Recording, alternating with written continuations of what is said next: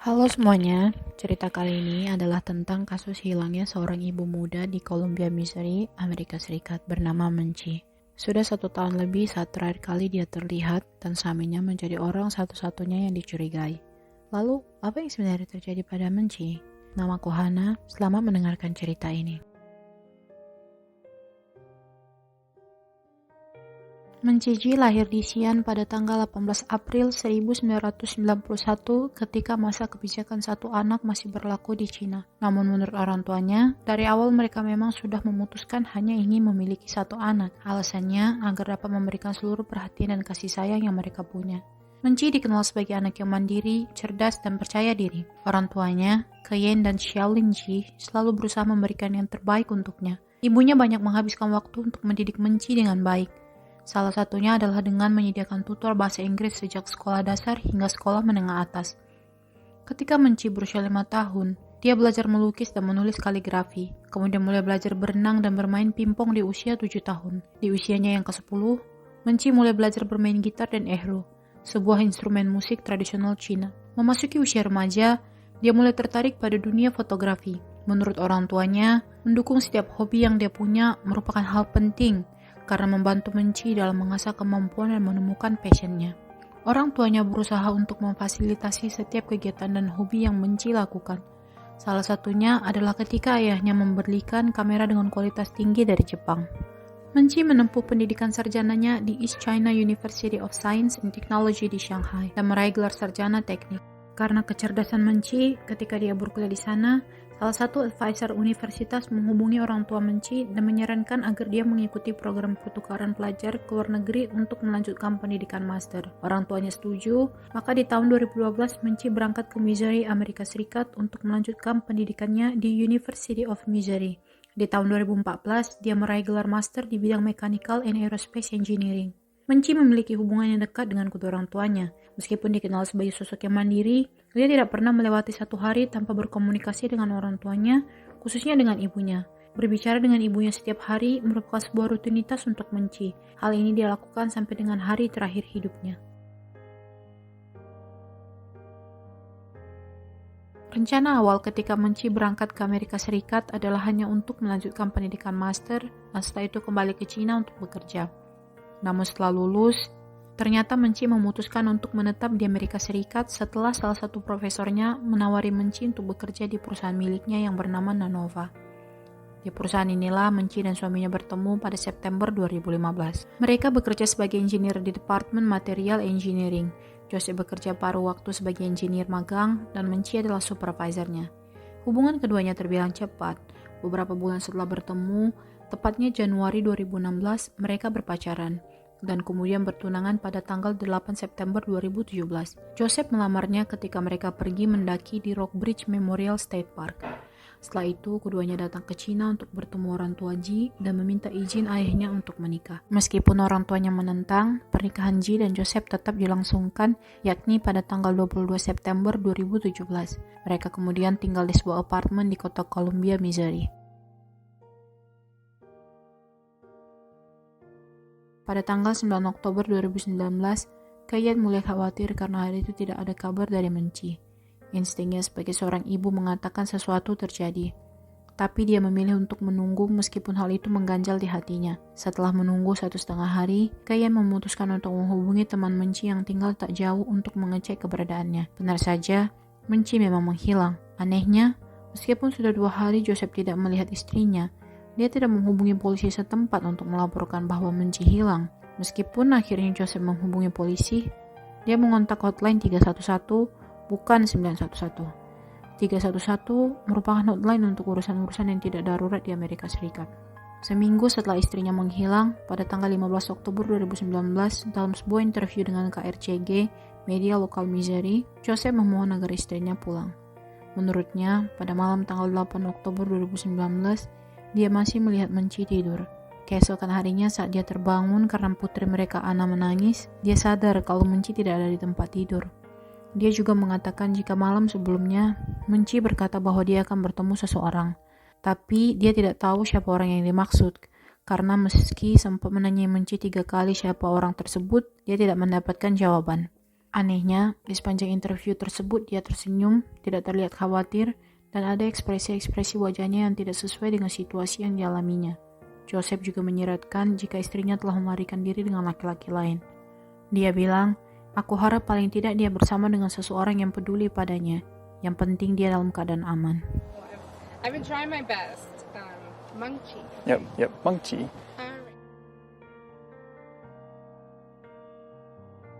Kasus hilangnya Menci ditanggapi dengan cepat oleh polisi. Hilangnya Menci dianggap bukan kasus hilang biasa dan mengarah kepada kasus kriminal. Di hari yang sama dengan interviewnya dengan KRCG, Joseph diinterogasi oleh polisi dan menjadi suspek utama. Ada beberapa pertanyaan polisi yang tidak bisa dia jawab. Menurut polisi, cerita dan keterangan Joseph juga mencurigakan. Keterangan-keterangan dan pernyataan-pernyataannya mengenai Menci yang dia sampaikan selama interogasi semuanya tidak masuk akal dan tidak berkaitan satu sama lain. Menurut polisi, yang menjadi kecurigaan paling mencolok adalah ketika Joseph berbicara tentang Menci dalam past tense kepada media. Salah satu keterangan Joseph adalah tentang jurnal yang ditemukannya setelah Menci menghilang. Menurut Joseph, dia menemukan sebuah jurnal yang ditulis oleh Menci yang berisi cerita perselingkuhannya tentang seorang pria di Cina dan menuliskan bahwa dia tidak merasa tertarik terhadap suaminya. Polisi ragu akan pernyataan ini. Polisi mencurigai bahwa Joseph menemukan jurnal tersebut sebelum Menci menghilang dan menghabisinya karena alasan ini.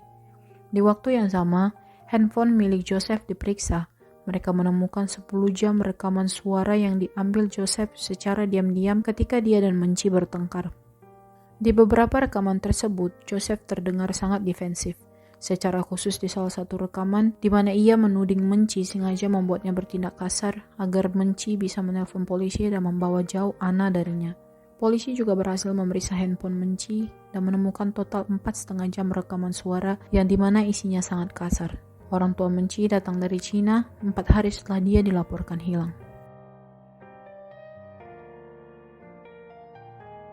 25 Oktober 2019, Joseph ditahan di Boone County Jail atas dakwaan kekerasan yang dilakukannya terhadap Anna setelah polisi menemukan bukti berupa foto-foto dan video-video lebam di iPad Menci.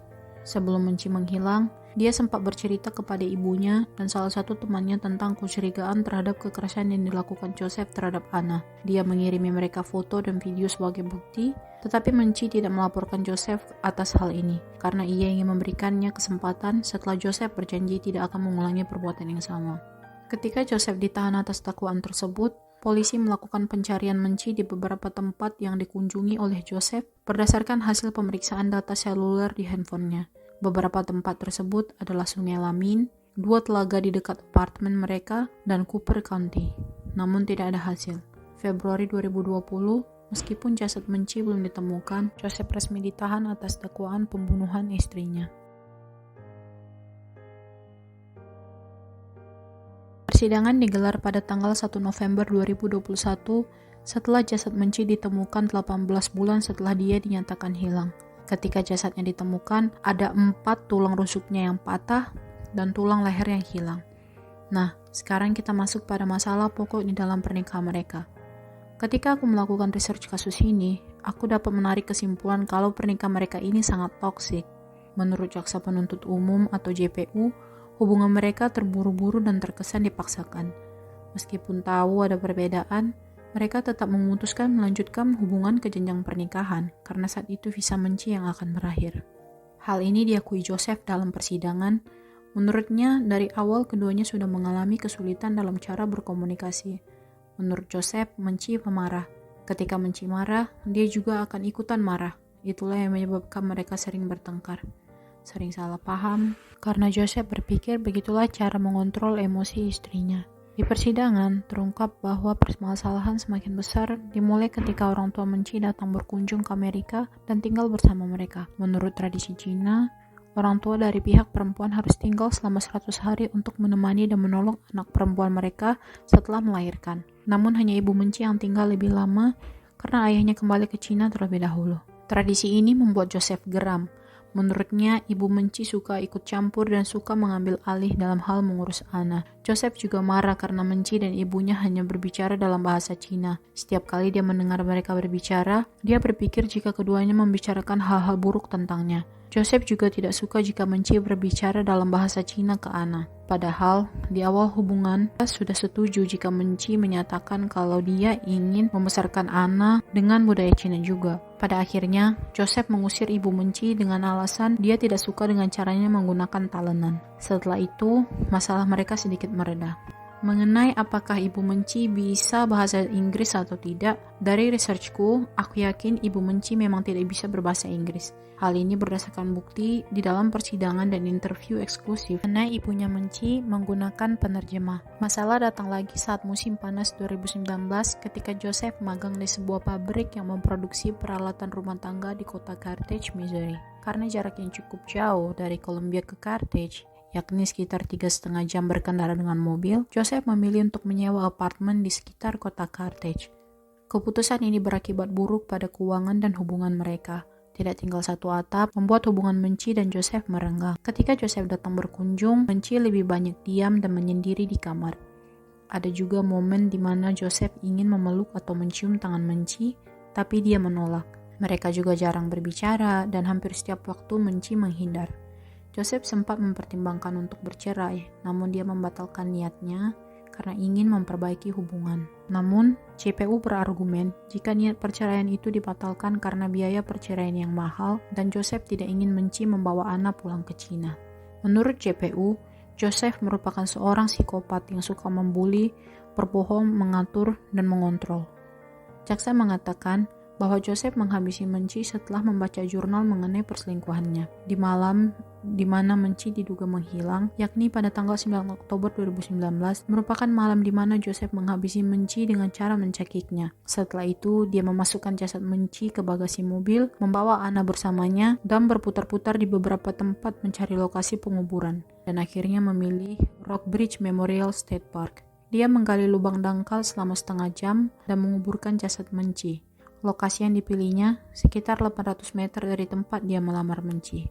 Akibat jasad yang sudah mengalami proses penguraian, hasil forensik tidak dapat menentukan dengan pasti penyebab kematian Menci.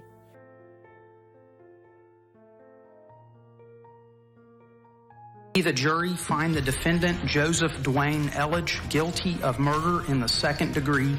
Tonight, the murder trial of Joseph Elledge comes to an end. Polisi sempat mengalami kesulitan mengumpulkan bukti-bukti untuk menjerat Joseph. Tidak ada senjata yang digunakan, tidak ada bekas maupun bercak darah, tidak ada bukti fisik yang kuat, dan tidak ada saksi mata. Selain handphone, barang bukti lain yang disita polisi adalah sebuah jurnal milik Joseph dan sepatu boots yang tertutupi lumpur.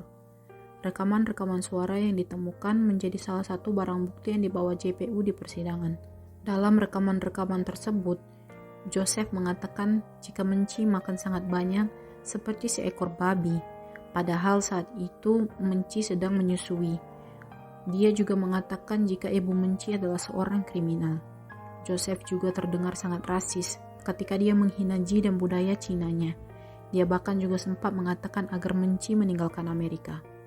Di dalam jurnal yang disita polisi, Joseph menuliskan betapa dia membenci Menci dan pernikahan mereka. Dia menuliskan keluhan-keluhan dan secara spesifik hal-hal yang tidak dia sukai mengenai Menci.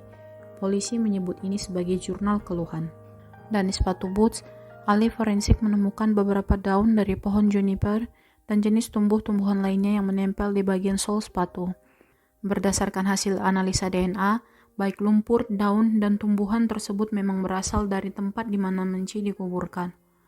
Joseph dituntut dengan kasus pembunuhan tingkat 1, tapi hanya terbukti melakukan pembunuhan tingkat 2. Dia berhasil lolos dari jeratan hukum tingkat 1 karena pengacaranya berhasil meyakinkan hakim bahwa kematian Menci bukan sesuatu yang direncanakan.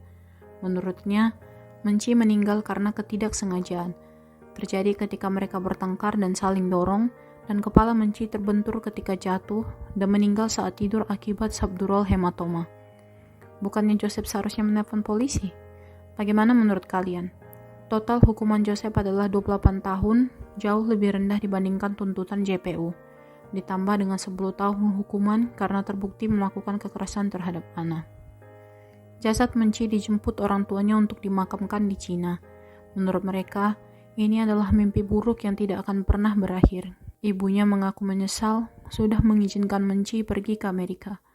Hingga video ini ditayangkan, Anna berada dalam pengasuhan ibu Joseph dan sedang menunggu jadwal persidangan untuk menentukan siapa yang berhak mendapatkan hak asuh penuh.